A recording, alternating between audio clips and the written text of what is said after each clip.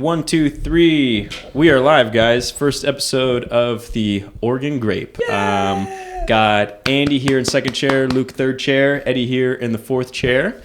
And I guess this is kind of like our pilot episode, so we'll just kind of see how things go. I'm setting my standard for a train wreck, so anything else after that is just like, just really great. Cool. Can we introduce our host, Eli Doyle? Oh, yeah. Hi. I'm the host. Beloved local artist and weed dealer. Yeah, former weed dealer, reformed weed dealer, recovering artist. Yeah, still trying to get over that one. Still starving. Still starving. Yeah. For all intents and purposes, he runs a hemp and wellness shop, not a... Yeah, we should probably clarify that right not off the bat. A backyard weed We dealer. should also clarify that slander should be expected from this gentleman, especially at my expense. Yes. It's kind of his calling card. Yeah. So the topic of this podcast is going to be the John West recall petition that's been going around. And so I thought just to start off, I'd ask you guys, what was your first impression about the petition to recall John West? And I guess just like in general, how did it change as you started to learn more? We can start with Andy. My first thoughts, I didn't even hear about it until we started talking about doing a podcast. And when you talk about a recall, my first thought was, wow, this guy must have done something real bad. Would he kick a puppy or something? Yeah. But looking farther into it, more light was shed on the situation. A lot of details on both sides.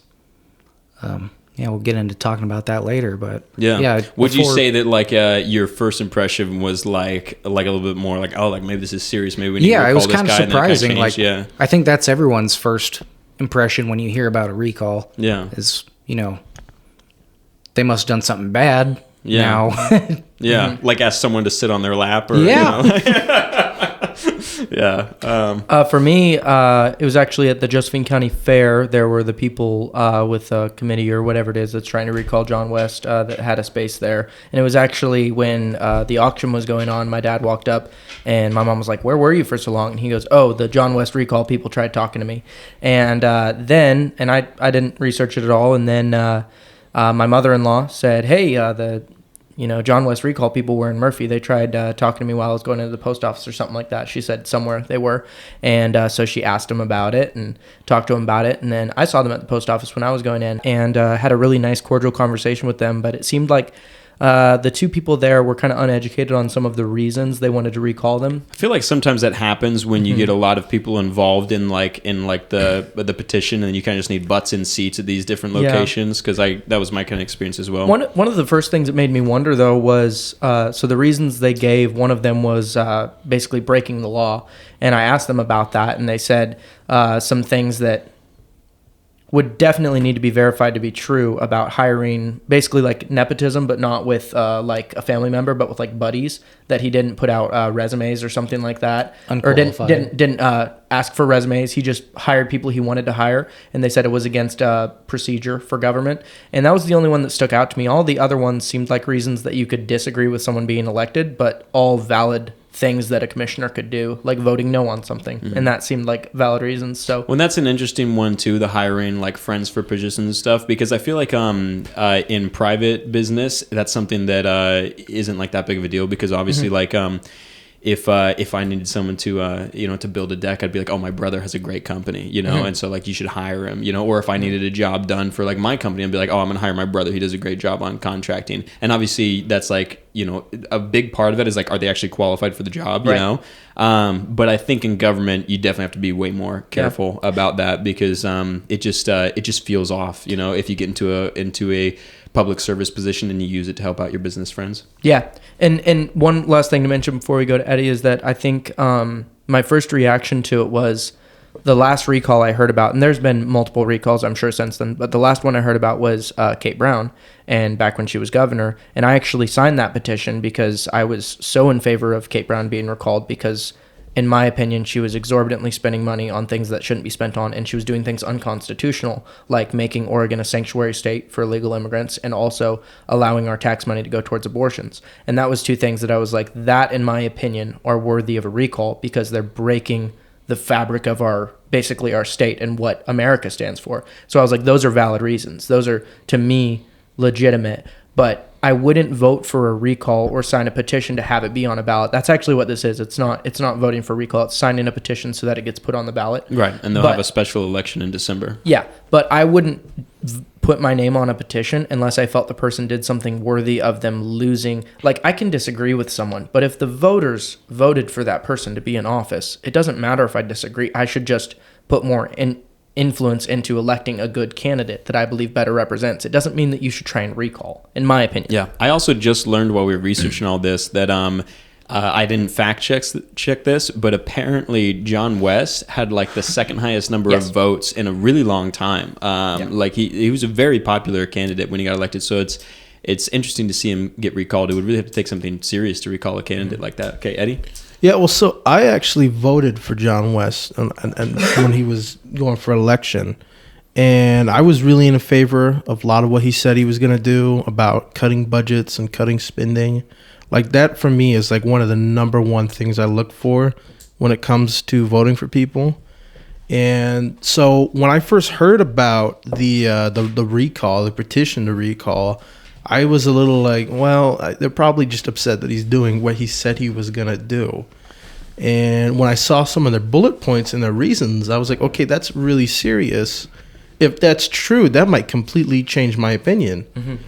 And the more and more I researched for this episode and looking through so many interviews and from both sides, both the petition side and Lily Morgan and all of them, and also John West sides, and then we looked at like actual state laws and like actual what these programs do, and it was like most of the things there, from my opinion, were just they didn't like John West, and I think the one thing that they really didn't like him for was for the whole land deal with what was it? Pike Fork. Pike Fork. And because they already didn't like him, they went around to everyone they could find that didn't like him and took all their reasons and put it into one thing. It's funny to think that you could do that where anyone you find where you don't like them, if they're holding a public office, you could find enough other people that don't like him, and then you could hit him with a bunch of ethics violations, which you don't need any evidence to submit. Most of the bullet points, the more I researched it, I found was not even true. It was the complete opposite of what they said. And or at least it wasn't. At least it wasn't verifiable. Yeah, well, some of it is like straight up public record that did not happen the way you said it did, and most of the things were like even the whole ethics violations. I think it was 13 ethics violations, 11 were thrown out, and 2 are pending dismissal. So like. Which kind of brings the question is like, what does it take to like get an ethics violation thrown against you? Nothing. Because apparently it's pretty easy to anyone can do. Well, we were talking about that before the podcast about like some of them they were concerned about people he was firing, trying to sue them or create an HR problem, which is like, if you've ever owned or worked in a company ever, that happens like all the time when you fire people. Nobody's happy when you fire disgruntled employees. Yeah. Can I mention people one trying thing? to get unemployment or whatever? One thing I think that's really important, in my opinion, to recognize is, do you guys think, let me just ask this question. Do you guys think that there is any fraud or unnecessary spending of money or people using money in ways they shouldn't within our county? Absolutely. Oh, yeah. Yes? Every government. Government, yeah. So right, government's terrible at spending money because it's not their money. So if I'm spending, a company's credit card, I'm going to be maybe a little bit more, spendy at the hardware store. And whereas if it's my money, and it's like, oh no, I work hard for this, I'm maybe not going to buy the highest, cost tool or whatever it is. There's less of an incentive to get your return on investment because it's not your money. And that's human nature, and I understand that. But when it comes to the government and the way they spend money, it seems like a lot of, and I didn't know this prior to this recall. I hadn't really researched John West at all. I did kind of a poor job in this last commissioner's election at researching the different candidates, and so I actually didn't vote because I didn't feel that my vote was going to go towards a candidate that I had like full faith in. Yeah. But when it comes to what John West ran on and got a lot of votes on, it was cutting out the fraud, cutting out where money is going when it shouldn't. And one of the issues that he talked about them calling for his recall was that he pulled funding from the sheriff's department, which when he explains about it, he actually information on that. Yeah, he didn't actually. I mean, and maybe it's better that I let you explain. But one of the things that I thought was interesting is money was going to a place where it wasn't being used. They couldn't find enough deputies. They could only find 3. They had enough money in their budget for 5. So he pulled it to where it was now down to 3 to 4. And that was just a thing he voted on. He doesn't have the power to just pull funding. It was just something he... So that's another thing to think about is, should we really be recalling someone for their right to vote from an elected position? Because really at that point, it's like we're getting kind of petty. It's kind of like just political warfare at that point. You're just throwing things across the aisle at someone you don't like. Yeah, well, some of the thing that's so interesting is we looked through the recall petition's like whole document. It's like 13 pages. And they even admit in some of it that some of the problems they had with John West, he wasn't even doing himself. It was him voting with the other commissioners. Like, he had no power to just go do that by himself. Well, but they were singling out him, even though the other commissioners all voted on it as well. Yeah. Well, and something that's interesting, and just to like kind of like give like my view and how it changed as I started researching, was that the reason I wanted to ask you guys is because so Lily Morgan is kind of like a family friend, like we've known her from different events. An acquaintance, I would say. I think we shared a table with her at the food bank gala or whatever that they did. Yeah, she spoke at the pregnancy care center, which is awesome. Love the pregnancy care center. Super nice Love her support Super of nice that. woman. Yeah.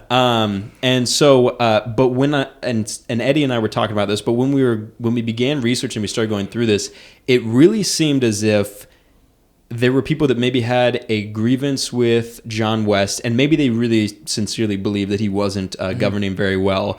But it seemed as if they didn't like him, and they made the decision that they wanted to recall him, and then they went around and started gathering as much information as they could to try and make a case. Because when you look at a lot of this stuff, a lot of it is pretty thin. It's the type of stuff where, like, if that's true, if it's real, then that might be something to pay attention to, but it's not really verifiable, and we'll talk about with the Pipe Fork property, and maybe that's a good lead into it. But with the Pipe Fork property, one of the concerns was that in the language of one of these, it might have been an interview with one of the representatives of the petition, but they said that he either owns or previously owned an adjacent property to Pipe Fork, and that was affecting his decision making. And just for the viewers to give a brief explanation, the grievance with the Pipe Fork property is that there was basically like an environmental group or something that wanted to purchase the Pipe Fork property. I think it's 130 acres. They wanted to purchase the Pipe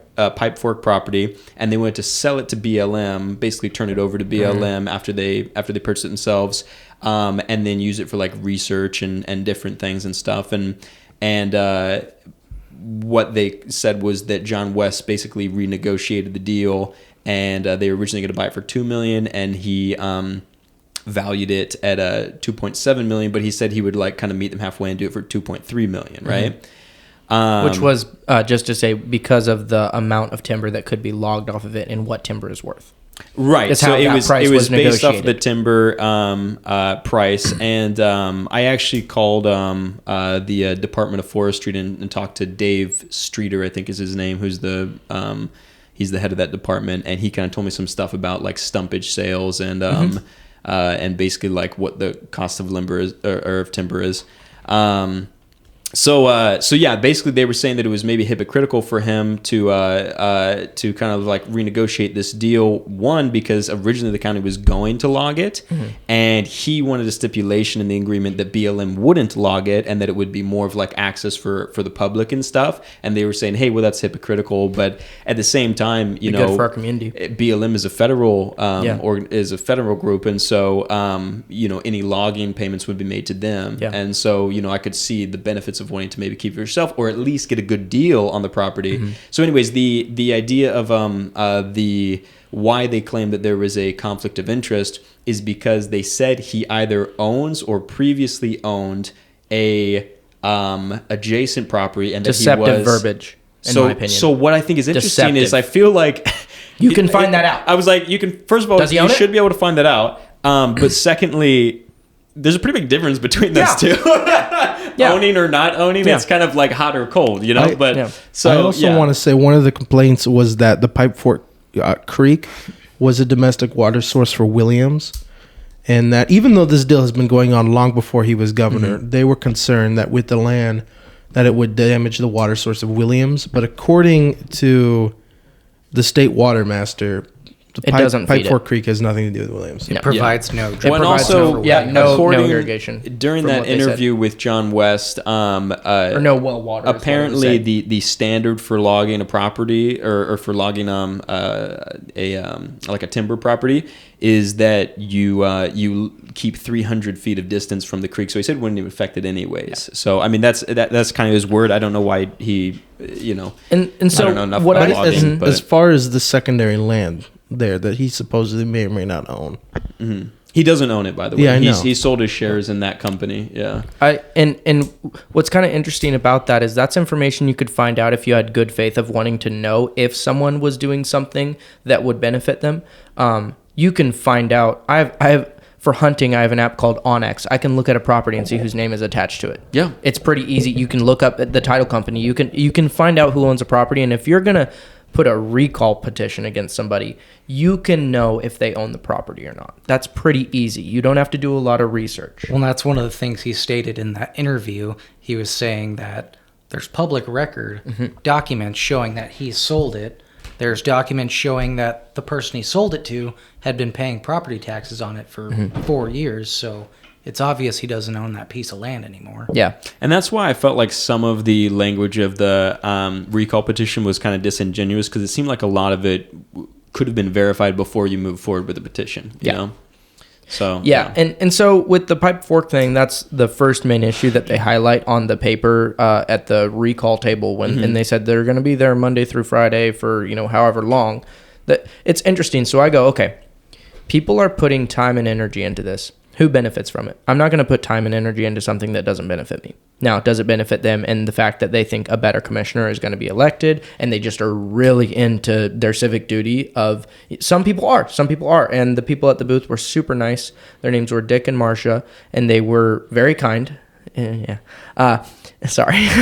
But they were very kind, and it just seems like that's a lot of energy to make it your 9 to 5 Monday through Friday to go out and recall somebody. You must either believe in what you're doing a lot, or there's some sort of incentive for you to be doing it. I'm not saying that they're being paid or anything, but there must be some incentive for people to be recalling a commissioner. It makes me wonder, is there funding going to that committee, whoever it is that is grouping together to recall John West? Is there funding going to it? Because it costs money to go set up tables. It costs money to have a website. Who's paying for the website domain to recall John West? I think it's probably mostly just politically motivated, like if or sincere belief. They sincerely. If you think about it, our opinions change as we continue researching this. When I first read that bullet point list, I was like, man, this is some tough stuff. Breaking the law.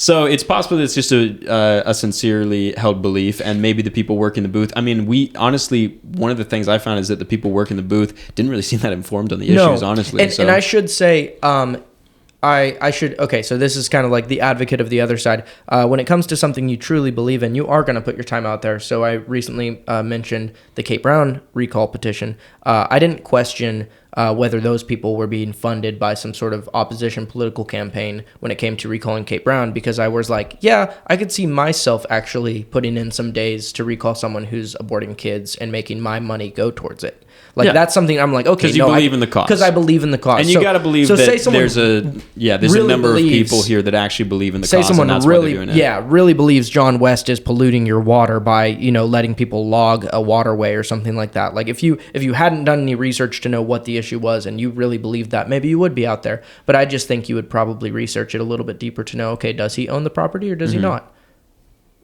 Stuff like that. Simple searching, you figure it out. Yeah. Is it going to affect the waterway or not? Yeah. One other thing I'll say on the property, and another reason that I just felt like some of the language of the petition was and actually not the language of the petition specifically, but just some of the rhetoric that was being used to promote the petition was maybe just a little bit disingenuous. Is when I talked to Dave Streeter, the head of the Department of Forestry, and I hope he's like okay with me, kind of like quoting him, because he didn't take an official stance on it. I asked him if he wanted to like, give his view on it, and he said he didn't really want to, take a stance, and he said that's more of a question for the commissioners. But one of the issues that they talked about was the endangered Port Orford cedars, right? And that this was a property that had a lot of Port Orford cedars, and they were worried about this endangered species. So Dave Streeter is familiar with the property, the Pipe Fork property, and he's also familiar with the Port Orford cedars, and he said that there is a disease that was going around taking out some Port Orford cedars, but he said that this like by no means an endangered species. He says like there's plenty of properties with Port Orford cedars, so like this one property, and the fact that they were using that as a way to promote it when it really wasn't that big of a deal, it's just kind of like it gives me this feeling like they're just trying to throw in anything they can, to make it seem like a big deal. I mean, I'm of a certain opinion when it comes to logging. I think, anyone who's listening to this is living in a house made out of wood. And so when it comes down to it, it's if you're against logging, go unless you live in an igloo. Yeah, go find a differerent thing to live in. Which are hard to find in Oregon. And if you're against housing prices being, as high as they are now, then maybe you should be pro-logging, and replanting. And it's that sort of thing. That's a whole different issue. But when it comes to the, endangered species of trees, it's like, okay, that's another thing. Look into the issue, see if it's valid. I just think a lot of the issues that are on, and maybe the people who are defending this, wanting to get signatures, are actually in belief that these things are true, that he is doing these things, that John West is, breaking the law, all these ethics violations are valid. But I just think they should have researched it more, because when you do dive deep into it, I don't think they'd be sitting at that table wanting you to sign. I'm extremely curious. If looking at their website, can you see how many signatures they have so far? Oh, that's a great I meant question. to actually look that up before the podcast. Because I'm so like we might really have to do a like, little... for somebody who was... We'll put it up on the screen. This is how many it has. Yeah, for somebody who was like elected by like majority and is seemingly very popular until this supposed recall petition. It was weird how they wanted me to sign it. It was like I was asking questions and I was being very genuine, because I could be convinced. I mean, and not convinced, but I could be brought to truth of a matter. It's like if someone tells me, hey, this guy's innocent and he's in jail for murder, and then they show me evidence and I truly believe them, I'd be like, yeah, that guy seems innocent. But when it comes to just a commissioner that was elected and he's trying to be recalled by these, group of people, the way they're like, so you can just sign here. And I'm like, whoa. Like I'm just here asking you questions, but they really want you to like, what's this stipulation about my firstborn child? I don't know if I'm like, yeah. Well, so that's kind of weird. The amount of signatures that they need to actually get it on the ballot is crazy low, is it? too. Yeah. 8, just to get it on the ballot. Is what they were shooting for. 8,000? Dude, Yeah. 8,000 people go to some churches. Yeah. That's not a ton of people. So I think Yeah, I it's thought it was like probably 6,000, but even if they get it on the ballot, if only 8,000 voted to get it on the ballot, how many are going to vote to have it passed? It's probably how many people want it to be passed is or somewhere around there. I don't know. Yeah, but what's weird to me about that is it's like just the fact that you can, and maybe it's good because it's freedom of speech. Just the fact that you can go and try and recall anybody without like having it go through some sort of like proper channel of like, is this valid? The right to petition is a really important right to have. It's super important, but it's more so just like, is this valid to be doing? Valid? And the thing is, the way I think about it, people. Yeah, the way I think about it is that like a petition to recall a commissioner is basically like low scale impeaching. It's like it's like this person has done such a poor job, has acted in such bad faith that we can't even have them for the next 2 years. We need to get rid of them now. Right, which is it what just they seemed said. like a big deal, And so then when you look through a lot of this stuff, and it seems like this really just seems like things that you politically disagree with. Like, oh, he didn't fund this, I wanted him to fund this. He cut this here. He hired this person, I didn't want to hire this person. Seems like these are just things you disagree with. Yeah. But this isn't like recall stuff. That was the opinion that I started to develop as I read about it more. Well, and part of it is like a lot of it's not even disagreement, like we were talking about. The opposition is pretty disingenuous on their bullet points on why they want to recall him, because a lot of it is public record. It was a lot. It seemed like a lot of speculation, like especially on the pipe fork thing. And there's a lot of points to go through, so maybe we'll wrap up the pipe fork bullet point. But especially on the pipe fork thing, it was after it was kind of like, at first it was like he either owns or used to own this adjacent property, and then it like he came in, he released a statement, and he was like, I don't even own that property. I haven't owned that property for years. And then it was like, well, maybe one of his friends own it. What if one of his friends own it? And it sounds like they're looking for like a reason to say that there is a it looked like they were looking to prove that there was a conflict of interest, which is a weird way to go about things, because it wasn't that you recognized a conflict of interest and then went to tell people. It was like you were looking for it, so it just was a weird way to go about it. Within the same interview, they were talking at first about it being illegal, and then as they were questioned, they walked that back to, well, not illegal but fishy.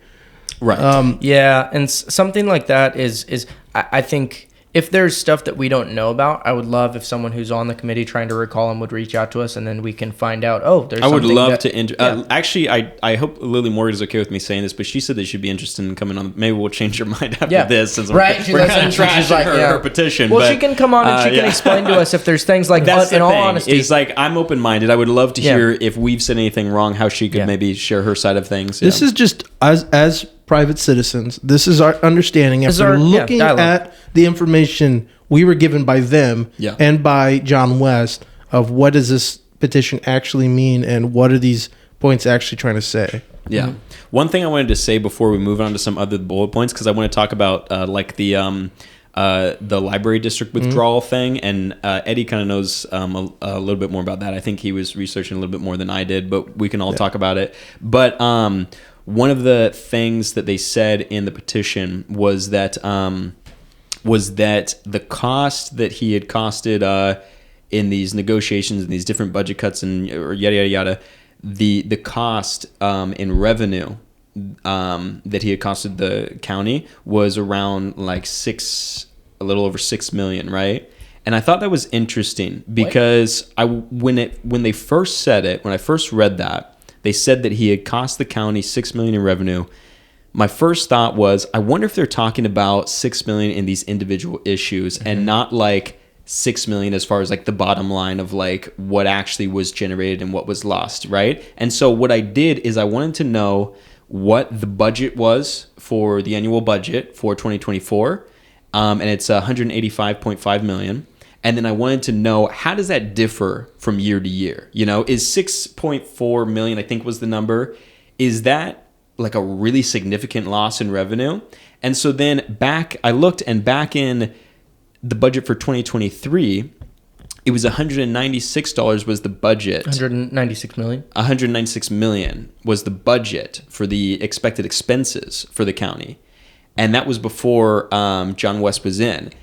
In the 2024 budget, the approved budget that John West and the other commissioners signed off on was for the 185.5 million. So that was already 11 million less that they've cut in expenses. And you can argue about, well, they cut expenses we like. That's fine. You can argue about that, about whether or not it was a good idea to cut those expenses. But as far as a loss in revenue, he cut expenses by 11 million, right? And so I just feel like saying the loss of 6.4 million in revenue, it's like it's a great talking point, but just doesn't feel accurate to like what's actually happening in revenue in the county, And we can talk about the OSU issue with 4-H, but that's one area that they're probably counting towards the loss in revenue, and that's for youth and ag disbanding from 4-H, and there were 301 or something like that kids that were in 4-H. And once the whole issue that happened with them not wanting them to be allowed to express their faith,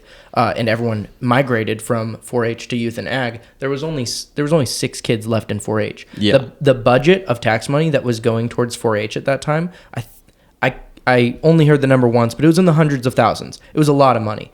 And for that to be going to 6 kids who also have to raise money and pay, it wouldn't make sense. And then also and we can talk about the whole 4-H issue and what you guys know about it. We're going to have to cut the cameras actually right now, so we'll get back to you in a second. Yeah. Okay, all right, we had a recording over there, so we're live again. Go ahead. So one of the main issues with funding being withdrawn from 4-H is that it wasn't propose to the commissioners a proper budget. From my understanding, they didn't bring what the master gardeners were using their money that was tax allotted to them. They didn't. There was like hundreds of thousands of dollars that they were like, oh yeah, that's, we don't believe that's your right to know that. And they have to bring the budget to the commissioners and say how they're using this tax money, and they didn't do that properly, so their money got pulled. Same with OSU and the 4-H. I was going to say it was similar with that OSU thing, yeah. And the difference is that also the hundreds of thousands of dollars, or however much it was, I'm sorry, I don't have the exact numbers, but the amount of money that was going towards 4-H was going to be going from 300 kids to now 6 kids. There was one 4-H group that stayed a part of 4-H through OSU that was going to be getting tax money, and they weren't even representing at the Josephine County Fair and doing the auction, because it all switched over to youth and ag after what I'm calling the faith issue. Them not wanting 4-Hers to be allowed to display faith on their shirts and in their club name. Yeah. So, well, yeah, but also with the whole cutting of OSU and 4-H, that was multiple commissioners. yeah. That wasn't It's not just him. it's not just his authority to cut funding with, from people. with the sheriff thing we talked about earlier, supposedly John West was the only commissioner that voted against cutting the budget for the sheriffs. Mm-hmm. So that, again, it wasn't even. Yeah. It was also really interesting when you would read through, because for anybody who's interested in learning more about this, the West call. recalljohnwest.com. If you go on there, you can look at all their different bullet points, and they did include a pretty well developed 13-page kind of explanation of all these reasons. Yeah, it's a little hard to find. You have to go to the bottom of the bullet points and hit the read more. Yeah, absolutely. Yeah, but they kind of explained some of the more. I forgot where I was going with that, but they kind of explained some of the more reasons on kind of why they're doing that. One of the difficulties I had with researching this personally is if you want to see John West's, defense, it's very easy to go out there and find like several different interviews where he talks very in depth of it.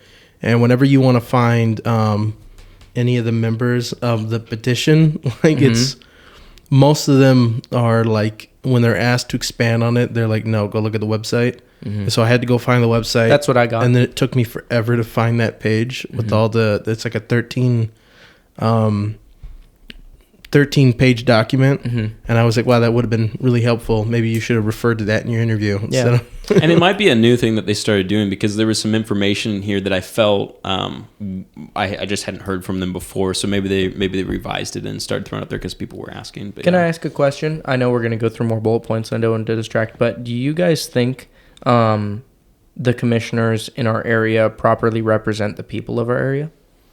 I would say first of all, I feel like I haven't done enough research to really accurately say that. That's fair. This podcast was honestly a little bit of an excuse to begin researching things better and becoming more informed, and then obviously getting to share it with people. Yeah. I think you get to learn with us. I think to an extent every commissioner does, and to an extent every commissioner doesn't. Yeah, I mean, obviously you get voted in because of private citizens and them wanting you to uphold their beliefs, and obviously you get into that position because of your own beliefs. Yeah. John West, one of the reasonings he gave for why Lily Morgan and the various other members of the committee might be putting together this petition is because when she was commissioner and he was a private citizen, he went up against a lot of the stuff that she tried to enact. And so that this is maybe her bit of revenge because she doesn't like him, according to him. It's interesting, yeah. Well, and that really what that highlights is just that they obviously have differing opinions on how to govern. But that's what I mean of like, I think that's why he might have gone, and don't quote me on this, I think this is why he might have gone into running for commissioner is because he wasn't happy with the way Lily Morgan ran things. So like to an extent, it's also just, he is doing it for himself. Yeah, and don't worry, man. We're not going to quote you. We're just going to post this on the internet for everybody to see. So you're good. So some of the other things that we can talk about here was that one of their bullet points was that he unlawfully approved a library district withdrawal leading to a costly litigation. Now, the costly litigation that they're talking about was apparently there was about $12,000 in legal fees. Was that true that they actually had to the library had to pay that? No, the county had to pay because apparently they withdrew these districts. from my understanding of it, basically the library's funding comes from the amount of districts they serve, right? You know, kind of like your public school gets money based on how many kids are in there, you know? And so there was this process of withdrawing districts, which would in turn mean less funding for the library. And apparently John West and maybe like Bert Sugar, who nobody knows how to say his name except for him and his mother. Bert Sugar. Yeah, but apparently they like were withdrawing these districts without going through the proper processes. But Eddie, you knew something about that on how it actually went down? When I looked into it, what I found was that it had to do with an improper form, and it was citizens that were able to use this form and apply to withdraw from the library district. I don't know if that means their whole district or them as a citizen. But the library put in a complaint to the commissioner's office, and the commissioners went and put a stop to that until they fixed the form, and then the library dropped their complaint. So it's not that the commissioners and John West were getting districts drawn. It's that they were stopping Am I that from the happening. only one who feels like there's always something politically going on with the library? It's very strange. Well, to they me. haven't had transgender story time yet, so I mean, have they? Praise I don't know. God. Okay. Well, so, but this is I know what they I have, mean like- about when yeah. you read that.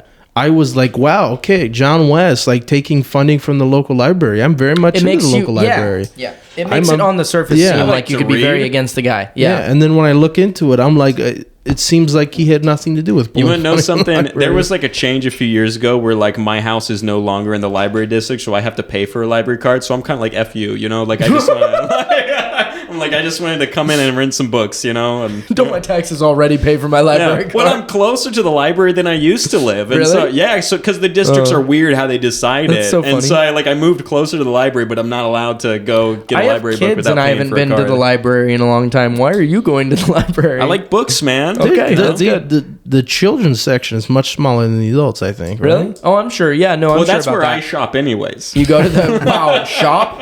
Yeah, well, you know. Well, All I remember is as a kid, they used to have a stick bug terrarium I remember where you that. could go in and like above the books on the shelf, and they had a big stuffed animal Garfield.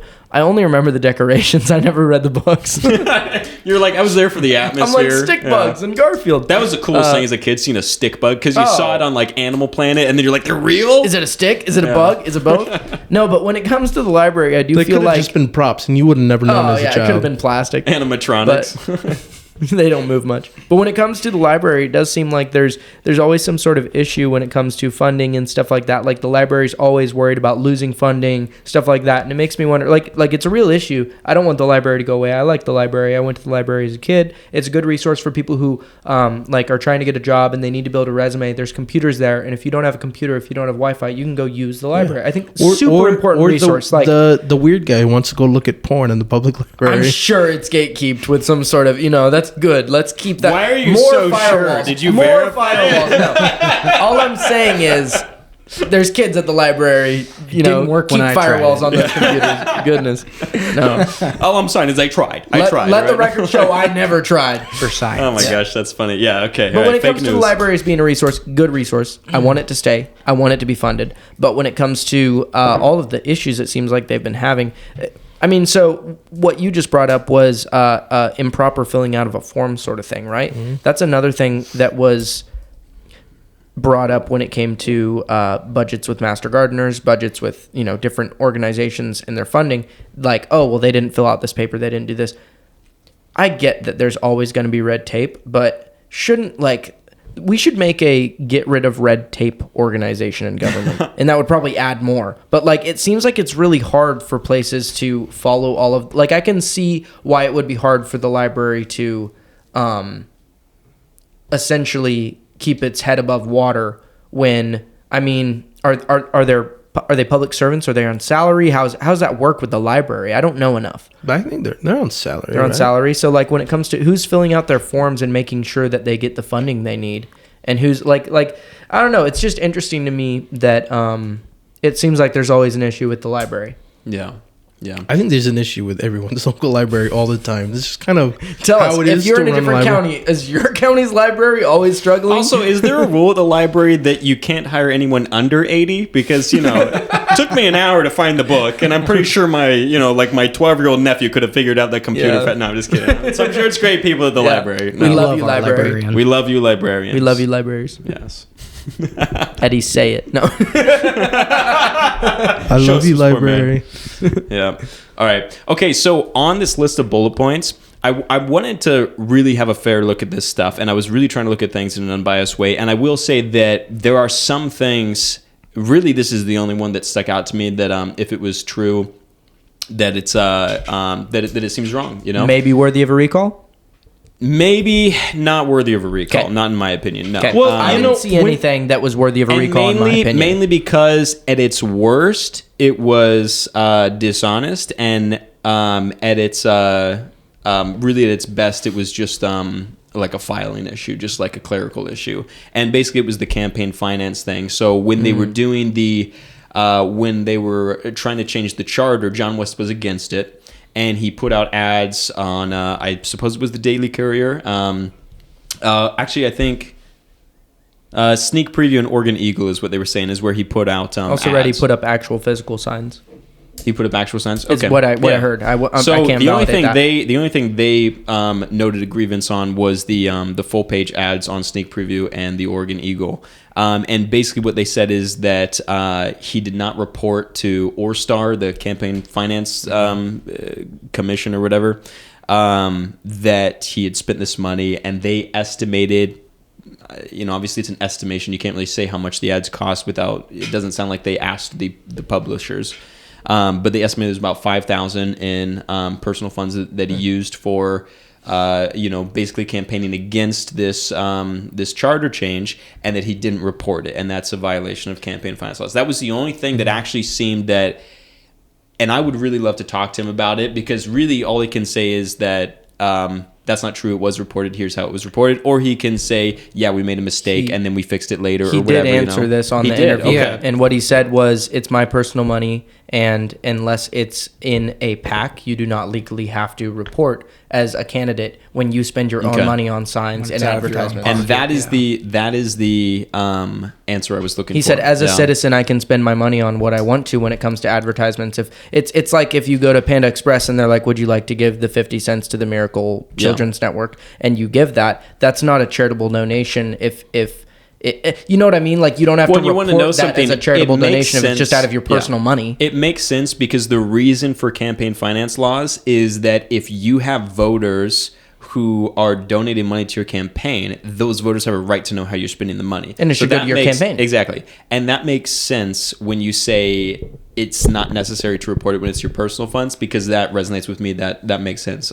So once again, it's another sort of thing where it seems as if Misrepresented? it seems a little bit misrepresentative, and it seems as if talking to John West would have been able to, like, hey, did you actually do this? Was this actually legal? It would have been able to solve it. So I wonder if there's a lot of these issues follow a pattern where they seem very serious off the bat, and with further research, they start to dissolve a little bit. They're very serious bullet points. Very but- serious bullet points. Like I said, I was convinced when I read it. You know? And I wonder if there's conversation across the aisle, like if you would have, and this would maybe be really cool for the podcast, but if you would have John West and someone representing the petition to recall him on the same podcast for them to talk out the issues and really see if it's just a matter of disagreements, or if anything comes to light of something that he actually did wrong, or if Yeah. it's able to be displayed that it's like, hey, you don't have validity for a recall.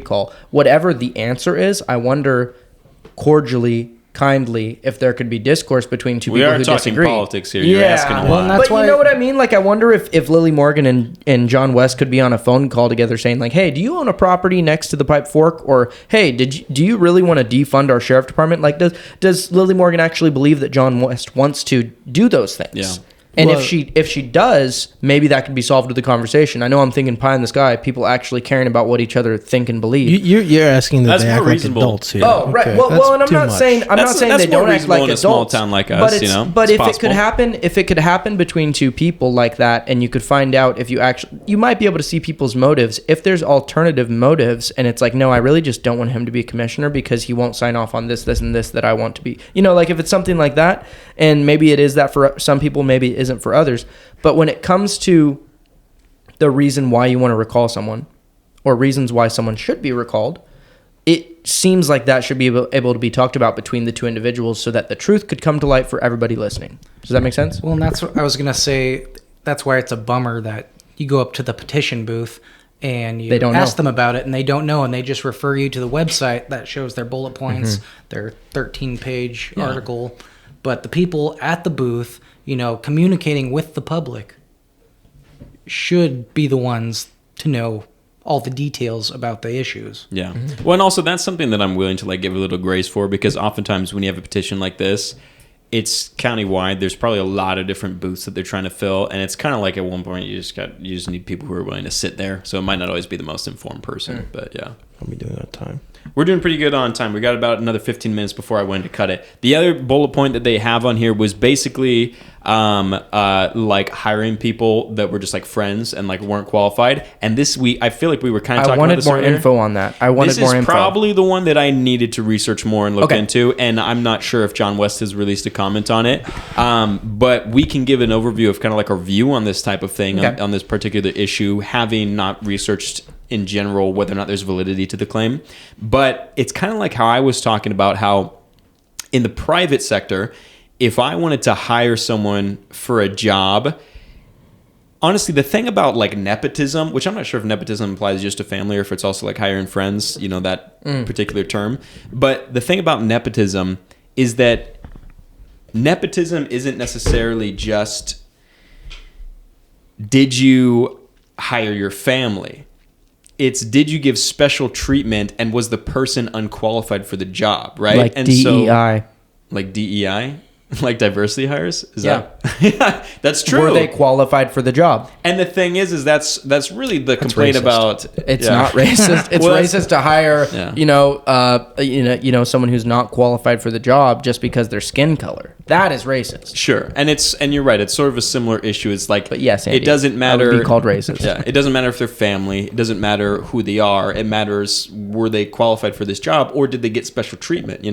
And so in the private sector, there's a lot more freedom to act in that way. And I think when it's in the public sector, you just have to be much more careful, really just much more intentional that you're not giving special privilege to anyone. Because I'm going to be honest, maybe this isn't good if I ever want to run for public office one day, but if I was in public office and I needed a job done and I already had a friend who was great at that job and I knew he was qualified, obviously that's the first person I'm going to think of. But if you're skipping past people who are more qualified or you're not going through the proper processes to hire someone, then I could see how that would be inappropriate. And it's just more important to pay attention to that when you're in public office. So there was this claim that he had hired friends and stuff. I would love to. Is this? They sort of stated his at the petition response to recall John West booth that I went to. Yeah. When I was walking into the post office, they said, "Oh, well, that's against the law. There are laws against when you're in the governmental sector. Hiring somebody that you just want to hire. You actually have to put out this job is available." Take resumes and choose who is the most qualified based on merit. That's what they described. You can't choose someone without actually putting it out because it has to be, is what they said. And I haven't researched into this, but they told me it's against the law to hire someone without putting it out as a public job. Like if you want to hire a trash man, you have to put that out as a job that is now available to where everyone can apply for it. And then, because otherwise, how are you going to find the most qualified? And I actually can agree with that. What's funny though is that makes sense. Person? But even if you do that, you could still just hire your buddy. Even if you put it out on Indeed.com and say we need this guy, you can still just hire your buddy. And I'm sure that they do that all the time, where they just go, "Oh, I'll make it look like I looked." Well, so I'll read. Oh, sorry. Go ahead, man. I was saying on their website, on the bullet point talking about this, they didn't refer to it as a friend or an acquaintance. They referred to it as political allies that were unqualified. Yeah. That makes it sound almost malicious. So I'll read his response here. So he basically published. He gave a response to all. He gave it. I think it was a pre-written response that he gave to the Oregon Eagle, and the Oregon Eagle published it. So this is his response to that particular allegation. So allegations of hiring unqualified political allies for county and contractor positions. His response was, all county employees are hired based on the highest qualifications and experience pursuant to the job description and needs of the program. All contractors have experience and have shown the skill set needed for the task. So this is a pretty quick answer of basically he was just saying the people I hired were qualified. Who cares if they were my friends or whatever? And so that's the type of thing where you sort of have to get into the details of to me, that's the biggest one. And that's what I'm saying is that there's some things here that if there is validity to them, I understand why you have a grievance with them. I still don't feel like it's worthy that's of not a worthy of a recall. recall. Here's the thing that's interesting. Most of these issues that they bring up in the petition are things that, okay, you need to prove that. This I'd is wanna one know of those specific things. details. This is one of I those would things. want details on this, yeah. But this is one of those things where it's like, okay, he needs to prove that. Yeah, Also, exactly. also, tell me who you hired for what Yeah, job. names, jobs. And tell me how they're a political ally. Tell me all of that. It's a really good point because it's a pretty general claim. Because Yeah. it's one of those things where you go and they mention, oh, he didn't put it out and collect resumes and that sort of thing. And if that's the case, then it makes me wonder, okay, what were the jobs? How did he hire the person? How did he know who they were? You can go kind of deep into this and find out if it's a reason. And then if so, fire those people. Say, I'm sorry, but you were hired based on unrightful, hiring processes. And we have to go back through and follow the law. And then you put it out and you read it. This whole thing that they brought up about hiring people without going through the proper channels and hiring people based on political allies and friends, nepotism, that is something that is. That I think we happens. can all agree. Everyone knows that happens. That happens here. Happens. And has happened here. Even when you follow the laws, that happens, I think. No matter what level of government you're in. I mean, not to dissuade that and say that that's not bad. No. But to say that we can all agree that that's very plausible. And how does Nancy Pelosi's husband absolutely. have a better stock trading record than Warren Buffett? And why was Hunter Biden on that board in whatever Ukraine or whatever it was? Borzma. Yeah. Or Burisma. Yeah, what- Sorry, not Borzma. Anyways, Burisma. the Cut thing, that out. the thing Cut is, that out. like, right. So Hunter the Biden, thing is crack. like a lot of this stuff and like especially the thing about like hiring friends or stuff. If it becomes like really apparent that this person is not qualified for their job, then like I'm the first person to say, yeah, get rid of him. Yeah. If you're not getting your Fire him. return on investment on an employee, get rid of him. But it's the type of stuff where it's like all these things about the loss of revenue and about cutting budgets to things that were necessary. This is all just arguments about how you feel he's governing, and honestly, a lot of it's going to suss itself out over the next 2 years. Anyways, there's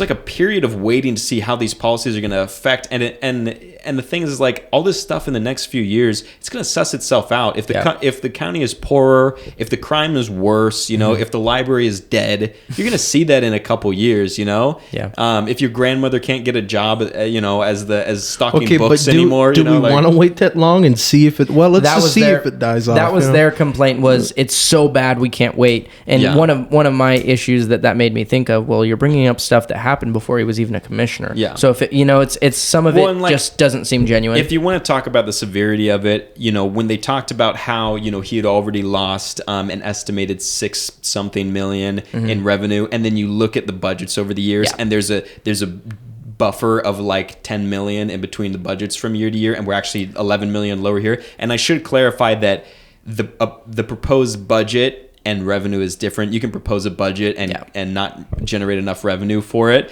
but in general that does highlight that he's cut about, well, him and the rest of the commissioners, not just him, he's cut about 11 million in the budget. So is this going to level out? Like, what do you mean he lost 6.4 million in revenue? So it's the type of stuff where like you're going to see in a couple years if the county is doing bad. Like, I really don't know if it's necessary to recall. And also, them. in what cases was he the deciding vote on those things? It That's seems the like you could other say he thing. Okay. participated in the loss of revenue, but saying it just seems really directed at him when he was a part of a panel. When that you votes. read through their whole explanation here, you'll notice that John West is often targeted as like the main problem when it's stuff that Multiple was votes. like a 2-to-1 vote. Yeah. Normally it's Bert Sugar, still don't know how to say his name, who I'm just saying in the way that's easiest phonetically for me. you can call him Herman. I'm just gonna call him Herman B. All right, not bird shitter, because that's offensive. That's super offensive. Yeah. Okay. So, anyways, Herman, our good buddy Herman, he was voting with John on a lot of stuff, but he's not being. Have you ever called met out on Herman? this. I have not. Is he your good buddy if you've never met him? Did I call him my good buddy? Yeah. Did I really? Sorry, he said my good buddy Herman. He's met I him just in- wanted to make okay. sure He's people met didn't him in think his you knew dreams. him. Yes. Yeah. I frequently Sorry. dream about Herman. Listen, I wanted to keep this podcast at an hour. I felt like this was a great first run. Can I show you guys an I wanna exploding hear whale? your- Can you what? Is that what you've been waiting Do any to of you show know? us?